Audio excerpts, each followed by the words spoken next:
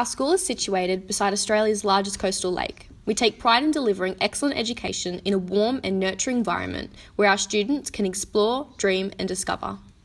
Our school is located an hour and 45 minutes northeast of Sydney and 35 minutes from Newcastle.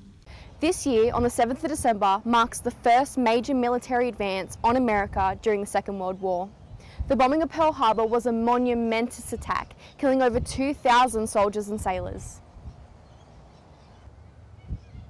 The significance of the friendship ceremony acknowledges the bonds that the countries have developed since being at war together.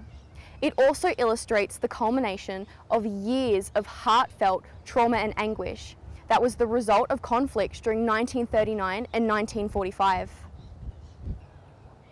I personally believe that the friendship ceremony not only embodies the importance of creating stronger links between our younger generations and recognising the act of war 75 years ago, but also allows us as young adults to distinguish that it is through the acts of these people during circumstances of active service that we are able to engage in our everyday lives, respectively embracing our freedom. Right now, I'm at Fort Scratchley in Newcastle, New South Wales, and behind me is where the BHP Steelworks and Ammunitions Factory once stood. It took pride in producing steel and ammunition for the armed forces, and it was also one of the only sites in Australia that took raw material and produced it to a finished product.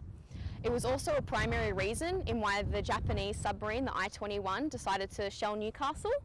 A secondary reason was also to strike fear into the Australian population. So these are the land-based cannons that fired upon the Japanese army in 1942 during the invasion of Newcastle.